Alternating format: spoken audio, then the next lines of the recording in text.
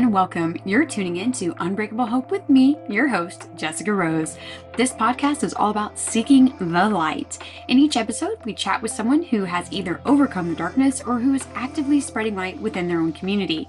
So let's jump into today's episode. Today, I am thrilled to introduce to you Kacee, who is going to be sharing her story of hope. And let me tell you, this woman is a rock star. She is a mom, she's a stepmom, and I personally know how tough that one is. And she's also a working mom, so she's a surgical tech. She's a sports coach, really impacting the lives of our youth. And she is making huge waves of impact as the Mrs. West Virginia Petite. So let's get ready to get inspired by her journey and hear more of what she has going on and what she's been through. Thank you so much, Kacee, for being here and having this conversation with me today. I'm delighted to have you on. Thank you so much. I am excited and appreciate you inviting me on, and I'm excited for this opportunity. Yes, well, we'll go ahead and jump in here. I'd love to give you some time to just introduce yourself a little bit more so our audience knows who you are and what you're doing, and we'll just kind of go from there. Okay. So as she said, my name is Kacee. I am from West Virginia, born and raised. I do get to represent West Virginia at our Mrs. Petite's USA pageant coming up here in 2025. So I'm excited about that. But more importantly, I'm also a mom. So you got the daily activities and stuff of being a mom and the sports and all of that as well. Also a stepmom as well. So that there's a whole new wrench in the familyhood for sure. But I'm also a working mom. So I'm a surgical tech in our local OR here at the hospital. And I have coached sports for over 15 years. So I am just on around just blessed with everything that I have and opportunities that get presented to me. So I love that. You're a lot like me, hands in a lot of different things. And I too coach sports. I used to coach baseball for my stepson's teams, and now I coach rowing and cycling and track. So I'm curious, what all sports have you coached, or what are you currently coaching? Is there a favorite? My coaching debut started in 2009. So that was like right after I graduated high school. I got invited to come help coach the high school soccer team. And I also got to coach middle school basketball. So that's kind of where it all started. And it's always been a family thing. So my parents have always been coaches of gymnastics, football, basketball, like all of it. So, I mean, it comes honest with how I was raised and what I was raised up into, just being a coach and giving back to community and just as a volunteer. And I just like being able to give back my talents, my knowledge of the sports that I love to the younger kids and stuff as well. And just being for them, not only as their coach, but as a role model and someone that they can talk to. So yeah. I love that. I think that's really important because a lot of times we forget how much coaches connect to our youth and how impactful they are. I remember one of my most impactful coaches was actually one of my band instructors, and it wasn't until probably 10 years maybe post high school there were some things that I realized when I was reacquainted with him. And I thought, oh my goodness, that's where I got it from. I love that so much. And it's so impactful, the power of sports for so many different reasons. And I'm sure that's something that you've learned being in sports yourself and also learned being a coach. Is there something when it comes to being a coach that you love the most? Being a positive impact, especially on the kids, and being an outlet for them outside of being a coach and teaching them that not only, oh, we're just here to play a sport. No, we're here to teach dedication. We're here to teach teamwork. We're here to teach discipline. Like that is all things. Like I want these kids, young adults, younger kids to take away from this is that we're not just here to learn about basketball or soccer, setting up the kids for great experience once they get older and teaching them that later on in life that is what is expected of them as they go into future schooling, college, and in their future jobs. I love that. I think That is the most important part, right? It's not just about the sport. And that's what I get when I'm coaching adaptive sports for the Marine Corps, even my local rowing team is it's not just about rowing. It's not just about cycling. It is about what can they gain from this sport that's lifelong skills. So I think that's really cool. I haven't done a lot with youth in sports, but I think that it's something that will stick with them for a long period of time. And as we're talking about this coaching in sports and sports being more than just the sport itself, now we have this other hat that you wear as a pageant queen, as Mrs. West Yes. Virginia. So, let's talk a little bit more about that. How'd you get Okay. into it? What's your favorite parts? So pageantry started out for me at a very young age. I was in dance. So, and then my mom's like, I'll just put you in like little pageants too. Back then, I hated it. Like it was the most ridiculous thing, and I hated it. My mom, there was the poofy gowns with all the fringes, and like it just wasn't me. I hated it. So fast forwarding to high school, we have what we call Mrs. GT Golden Tornado, which is our mascot. So I was like, okay, yeah, I do it. It was only for juniors and seniors. It was a fundraiser for our track team. So of course I'm going to do it. So, and then after that, took another little bit of a break until my friends actually started a pageant called Battle of Hope. So it was a fundraising pageant that started out with a kid that ended up getting leukemia in our area. So they've done I think five or six pageants now from Battle of Hope, and it's just been it's helped mostly driven towards kids, and then we've done a few adults and stuff that had needed help for medical reasons, and we've been able to provide thousands of dollars to them as a nonprofit fundraising pageant for them, and I was just happy to be a part of that. And from there ended up getting picked up by a director that ended up seeing me there. So it just kept going from like 2017 up until present. And it's just one of those things that I've absolutely loved doing and I'm excited to be a part of. That's really awesome. I was never involved in any of that as a kid. I did do gymnastics and then I switched over to karate to do it with my brothers. So I grew up with older Mhm. brothers and Yes. a mom who raised herself. So I'd go through these phases where all I'd want to wear is the poofy dresses, the big old bows.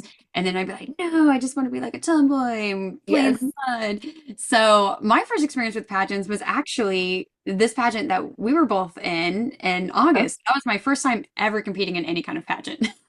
I was winging it. But I loved it. I thought it was so much fun. And I love the idea of that battle of hope is I think that's what people constantly misinterpret pageants is more than just what people think. People just think, oh, it's a beauty show. That's not what it is. No. It's so much more than that. It's the fundraising, it's the self-growth, it's the what can you do with that platform and how can you make an impact. So, what is your platform as you continue this journey with Petite USA, and what are some fundraisers that you love being involved with? So my platform is called Be Coy, Be the Change of Our Youth. It started before I even turned it into a platform, I guess you could say. It started out with just coaching and being there for the kids, being the positive change in their life, being their outlet to go to. Had a couple of girls that I ended up coaching, and one of them was sexually abused, but and ended up actually becoming like my sister because my parents fostered her. So we got her out of the situation that she was in. She ended up living with my parents. And so I mean, it's been one of those things. And then prior to that, we had another girl that was in a very bad home life situation that we literally took under our wings. We're there for outside of the sport. She would always come out, hang with us. We'd go get her. And they both have turned into very amazing young ladies. Very well off, done for themselves, and just it gets emotional because it's just like, you were part of that change, you were part of that difference for them.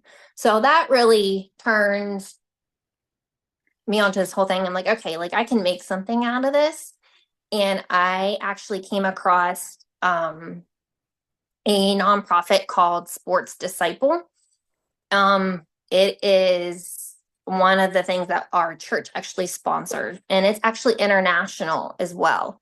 So they started out in Haiti, and they're now in the Dominican Republic as well. So it is all based on sports related to draw these kids in. I think they start out at 6 years old up to 18. And this is a free program for them as long as they stay active into it. They get Bible lessons through it, they get fed, they get medical attention that's needed. And also, they teach them that they have to go back because they are required for community service as well. So it is a all around win-win situation. I've done, it all started just soccer. So I collect cleats, soccer balls, nets, cones, shin guards, anything to do with soccer. And I have shipped, I think, about 4 huge boxes over to them already. So I'm excited. I can't wait till I get the opportunity to physically get boots on the ground and go over there and actually help them firsthand. That's amazing. I'm definitely going to have to look into that because I haven't heard of that organization before. It's a great way to not only mentor on so many different levels. Like I love that, the sports disciple, because you're able to reach them spiritually, physically, emotionally, and connect with them on all those different levels. That's really beautiful. I love that. I've never played soccer. I have a friend's daughter who's a soccer player, but that's even something here is if I know anybody here that's getting rid of soccer stuff, I'm happy to be able to send that to you so you can support your cause because I think Yes, please. I love that. So you mentioned you have kids of your own. I How old are do. your kids? Are they involved in sports? What's kind of that look like? So my son, he is the oldest out of our 3. He is 12. He is involved in, oh gosh, he races, plays football, baseball. He's wrestling this year. Basketball, he's played in the past.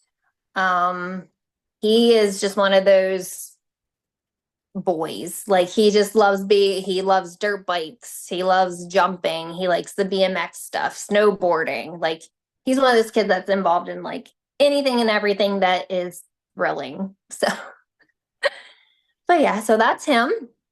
My oldest stepdaughter, she is 11. She just got involved in horseback riding. So she's riding English and she is learning how to train to start jumping horses. So that's interesting because that's something I've always loved horses, but never really got into them because I've been so busy with sports growing up. So it's cool to see that side and get involved in that and learn about English writing. So that's been really fun to learn. And then our youngest is only 5 years old. So she just started school this year. So she's our little spitfire for sure. She likes anything and everything, being outside, involved, riding bikes, scooters, all of that stuff. So And she has 2 older siblings that have this diverse interests that she can kind of follow and look and see what she loves. As a yes. kid, my mom was always like, "Hey, you each get 3 activities." Which, Yeah. Lord bless her for thinking that was a good idea. So I don't know how you keep up with Right. your son and all those different activities, but it was nice, It's like challenging. getting to try different things. It helps open you up to different groups and it's like resources. I say this all the time is resources are like flavors of ice cream. Well, they're also like different sports, right? It's finding the right one that works for you and maybe the right circle of people that really build you up as a team and you connect with. So that's really awesome. I've Yes. never done horseback riding. I worked for a horse barn growing up, so that would be really fun too. I'm kind of curious as well, like, oh, I'm gonna follow your daughter's journey and see Yes. see where she goes with that.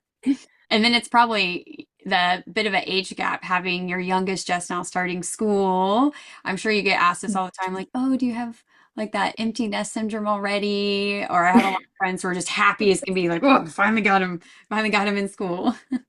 It definitely has its challenges with that big break in between their ages because she wants to do everything the older two want to do. And we're like, no, you can't do that. And she has her little fits and tantrums that every little kid does when they're told no sometimes. But I mean, she's eventually okay, but for the most part, she tries. I could see that too being hard where like, oh, I want to do the things that big brother and big sister are doing. It's like, oh, you're still a little or you can't quite do it at the same time or the same way. But how cool is that to have such a inspiration for a mom who's involved in a lot and brothers and sisters who are involved in stuff. So that's really awesome. I know that you've obviously had a lot of life happen, like all of us, right? As we Yeah. journey through the crazy thing that we call life. Is there Hmm. certain challenges besides obviously being a mom? Let's be real, that's a challenge. And being a stepmom, double challenge, right? Being a wife, also challenging, definitely challenging at times. So, are Yes. there other things in life that have been challenges for you that you would like to share and talk about? Co-parenting's been very interesting. With having stepkids and also having my son. It's had its challenges because, of course, neither side gets their kids 100% of the time. Mhm. So it's the planning. It's the okay, who's responsible for this? Who's doing this? And just trying to figure that out on a cordial level when both neither myself or my husband had good relationships, had good marriages with them in the past. So it's trying to find that common ground, being cordial for the kids, getting along for the kids, showing the kids that yeah, we might not be together, but like we're working together to raise them and to be the best parents that we can be and show them that, just because things didn't working out for us doesn't mean that it's always going to be an issue. I think that is an important lesson for so many people out there. I mean, my experience as a stepmom, and all of our experiences are going to be different, right? But a lot Right. of the same feelings, some of the same barriers. So when my husband and his ex separated, I think my stepson was 1 or 2 years old. So I would say like lucky for us. I don't know. It doesn't really sound like appropriate. Lucky for us, but maybe one of the positives or easier things for us is he doesn't really have that memory of them being together.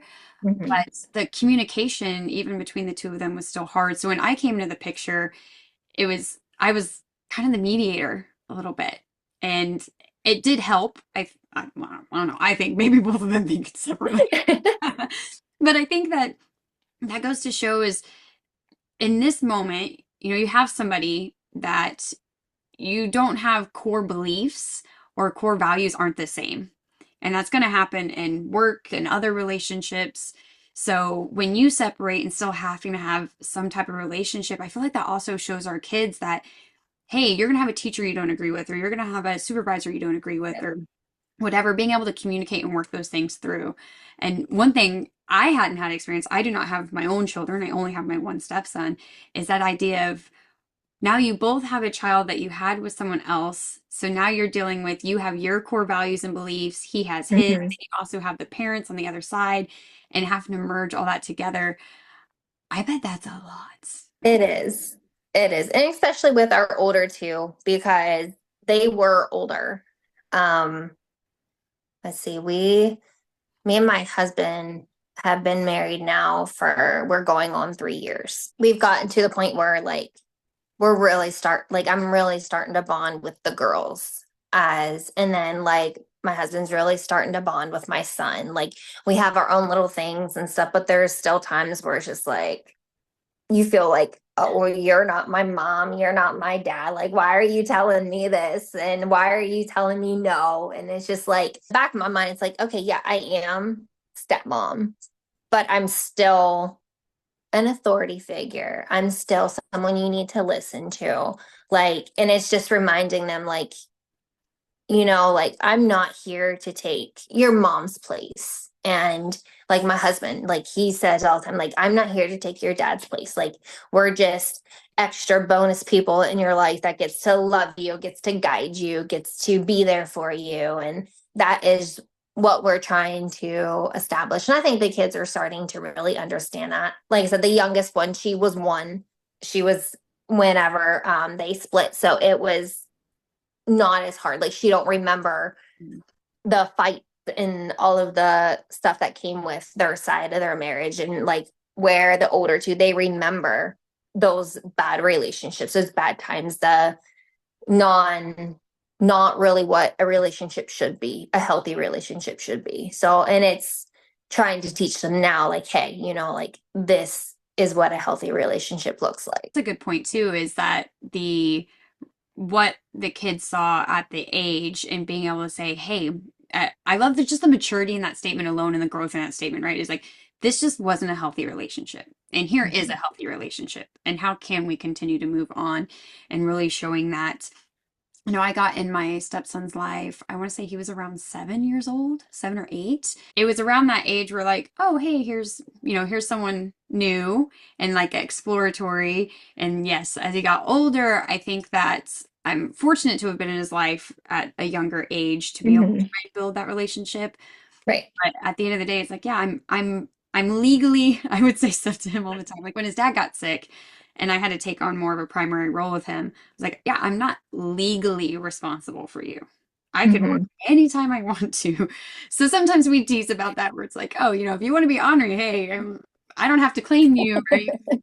But he's a really good kid, and unfortunately the struggle hasn't just been, hey, I have divorced parents that aren't the best communicators Hmm. with each other, but also his dad's brain cancer coming back. And he always knew like, hey, my dad had cancer, but I think he was 3 roughly when Andrew was first diagnosed, so Okay. he doesn't really remember that. He doesn't remember him being in rehab for like 2 years, but he knows what it's like now. And that's been a hard part too, is where you come into something big in your life and there's this divide in what are those values, what are those beliefs, and how do you navigate that without being able to like, I'm not your mom, but I am that influence in your life. I'm still an authoritative figure and I would still Hmm. like to do more for you. Right. So I think that it's great that you also have this experience coaching in the sports and dealing with a lot of other youth as well, because I think that probably ties into a lot of being a stepmom. Do you feel like that has been helpful, kind of navigating being a stepmom, is that coaching and working with other youth as well?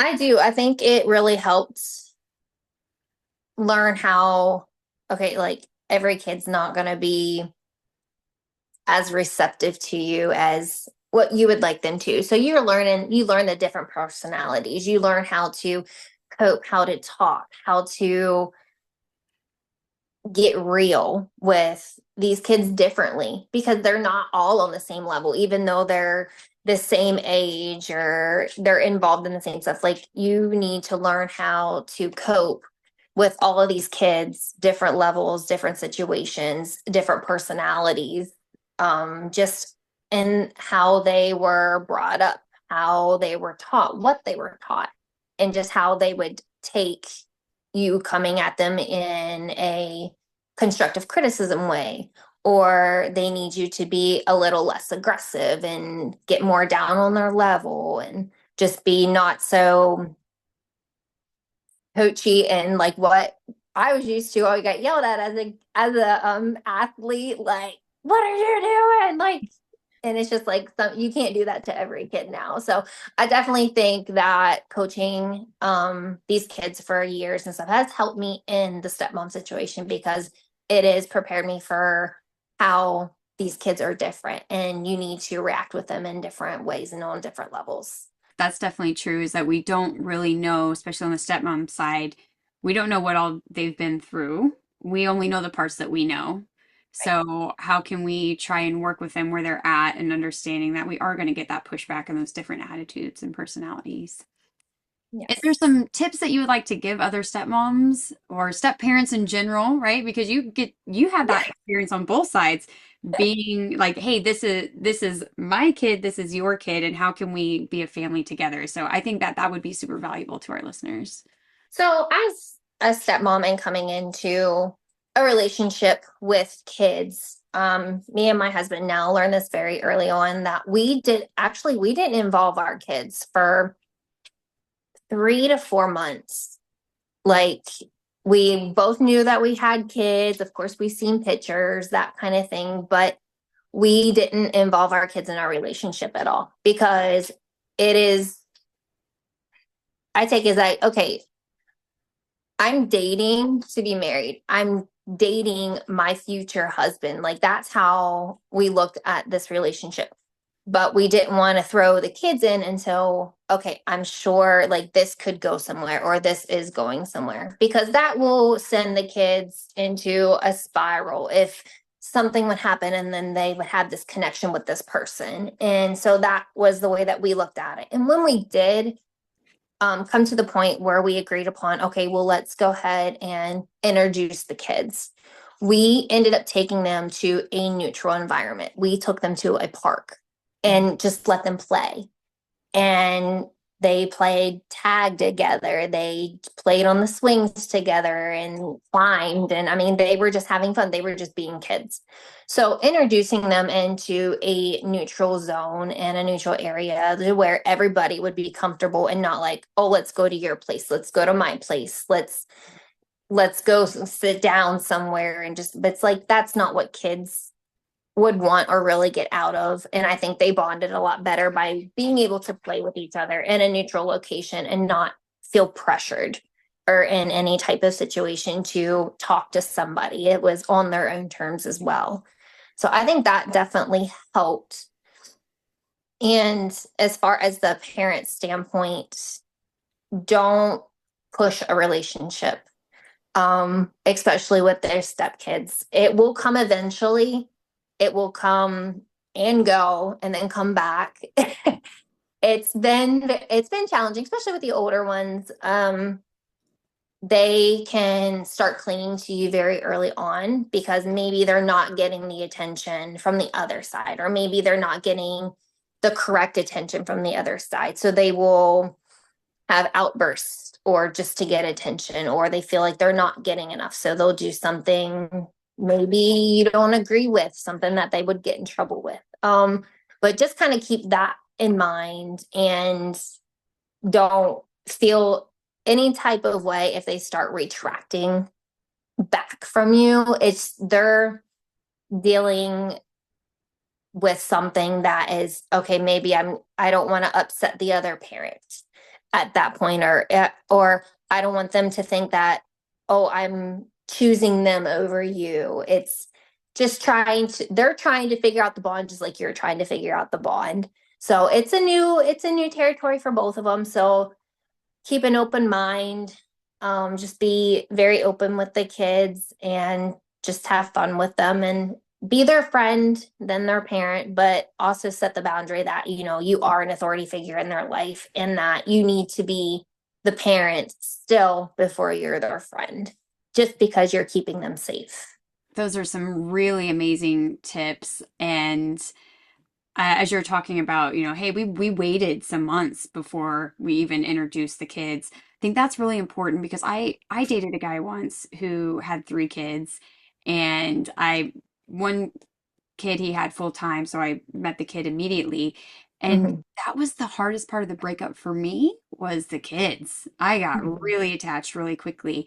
But I also think that's like grief that we don't recognize, that when we are dating, and like you said, I love that. Like, you're like, I'm dating for a future husband. I have a Mhm. family, I want a family, but we forget how that grief, like if you're dating and that relationship ends, you're not the only one who lost a relationship. You're not the only one who has to grieve Right. that loss of relationship. It's also the kids. And sometimes we overlook that and we forget that and we forget how important that is to have that conversation.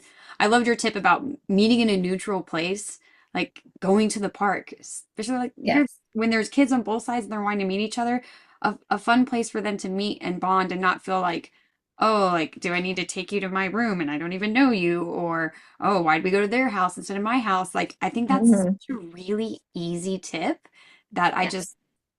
I love that so much. And the don't push the relationship piece, I think that is huge because I hear a lot of the times it's like, oh, you need to listen to them. Well, they don't know that person yet. So how Right. do they trust that person and respect that person? And I know there's this mentality of like, like you should respect your elders. Mhm. But at the same time, if you don't know the person and you can't trust them, you can't respect them, you have to build that relationship. And like you said, hey, be their friend first, connect, build a relationship, but set boundaries because you're still an authoritative figure. And I Yes. love that that's the terminology you're using, like authoritative figure. Like I may not be your mom, but I'm still an adult. I'm still an authoritative figure. I still have a role in your life. So I think that's really cool. And I think Yes. those are all really great tips for sure. So we've talked a little bit about being a sports coach, and I'd love for you to be able to maybe share some stories about how being a sports coach is kind of like being a stepmom or being a parent and what that role looks like and how you really can impact a child's life long term. You're there as a coach, but you're there as their outlet, and being involved in the kids could definitely change the aspect of kids, and knowing your role as a coach. You can make a difference in a kid just by being there, just by showing up, just by giving them the opportunity that, hey, I'm here for you. I'm here for you outside of here. If you need me, call me. I had a coach like that in high school, and he's like, we all do dumb things. We're kids. He goes, I've been there once. And he goes, if you're at a party and do something stupid, he's like, you all have my cell phone number. I don't care what time it is. I don't care how old you. He's like, call me. He's like, if you need help, you call me and we will come get you and we will help you and we will do anything we can to get you out of the situation that you're in. And that really spoke volume to me. And that's the kind of coach I want to be. I mean, of course, I grew up with my parents being coaches and seeing them involved in kids' lives, but it's different when you don't have that family connection, that personal connection, and you develop that type of relationship as a player with a coach, and knowing that they're seriously there for you outside of the sport. I mean, this man had no idea what soccer was. Like he always made fun of me because I played soccer, and of course I was his basketball player. So my senior year, he actually sat down and he did all of my films, because my goal, I loved basketball, but my goal was to play college soccer. And he literally sat down with me with film from my soccer games and did my film and my highlight reels for soccer and sent them out to colleges for me. And I was like, I've never heard of a coach doing that before, especially a coach that's not involved in that sport. He's so hilarious. He's like, we were looking at things. He goes, oh, is this good? Is this thing good? What's this? Should we put that in there? And I'm like, yeah, we should. So it was just that type of connection. And because it was outside, like I said, of basketball. So it was a very good relationship to still have, and still keep in contact with them. I still call him coach every time I see him, and it's just a good relationship. And watching him raise his own kids, and I got to be there for his own kids, especially one of them that ended up getting sick. I went and visited him in the hospital, and it's just been a really good dynamic relationship to have. And being that type of coach wants me to be that type of coach for kids. And the more I can express that to people that are involved in coaching, is be there for the kids more outside of there than you are inside. That's so powerful because when we think about making lasting change, it's starting with our generations that are coming up. So if you can help someone in their younger years, you can help them establish better relationships, better communication, better community supports. And like you were saying, your coach, he invested in you, even though you weren't so thrilled with his sport, you loved Right. another sport more. He still saw how valuable that was to still invest in you as a person. And what's going to happen is if we do this more and invest in our youth more, our youth, guess what? They get older, right? They grow up and then they Yes. become adults. And the hope is that that's how we can change generations, is investing in our youth. And I love, love, love getting to learn more about you and your platform and all these things that you're involved in. I can really tell as you're talking about not just your own kids, but all these kids that you have mentored, are currently mentoring, and I can tell the spark in you for all these kids that you're going to get to mentor going forward. And I think that's something super duper special. I'd love to give you a chance if there's maybe some key highlights that you really want to focus in on and remind our listeners that, hey, you too can be an impact, you too can be a change, or if there's another organization or how maybe they can get connected and they can donate as well. Yeah, absolutely. So I will start off with just Sports Disciple. They have online, they have Facebook, they have Instagram, they have ways that you can donate just by online where you can donate, or there is not a whole lot of people that do like drives and stuff for items and stuff that they need. I do it just because I picked up on it and I have met them personally, and they have touched me in a way, and I'm like, hey, any items and stuff that you need, anything that I can do to get to you that would be beneficial. And watching them grow, definitely it's a great organization. I'm not going to tell you to go donate, but definitely go read up on it for sure, because it is very eye-opening to see, and I'm sure there's numerous of others out there that are doing the exact same thing. And just with them, it's just a great thing to learn about and see what they're doing, seeing the impact that they're making, and the opportunities that they're also giving these kids as they graduate out of this program, and seeing them getting re-involved in the program that not only help them get out of situations they're in, but give them a better life in the future. So definitely go read up on Sports Disciple. And if you feel a tug on your heart, or if you need to pray about it, or you just feel led to, definitely send them a message. Maybe if you want to donate items, and say, hey, what can I do to help out? And they will definitely get you in contact with the right people. So I myself am super excited to check out this organization and be able to continue our relationship and get to see you again in July. yeah, I'm so excited. This is so much fun. I thank you so much for hopping on and having a chat and sharing more with me. Well, this brings us to the end of today's episode. I hope you found Kacee's story as inspiring as I did, and all of her work with youth and really making waves of impact. Her journey is just another powerful reminder of how we are the change and we can be the light even in the darkest times to others. So huge thank you, Kacee, so much for sharing your experiences and being here today. Thank you so much for having me. I appreciate it. Thank you, listeners, for tuning in. If you found this episode inspiring, please share it with someone you never know who needs more light in their life. May this serve as a reminder that there's always darkness in the world. Do not let it consume you.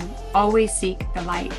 Please take a moment to do the good old subscribe, rate, and review. Your support means so much to me, and it helps me spread more light and love. Until next time, be kind, be loving, be human, and don't ever let anyone steal your hope.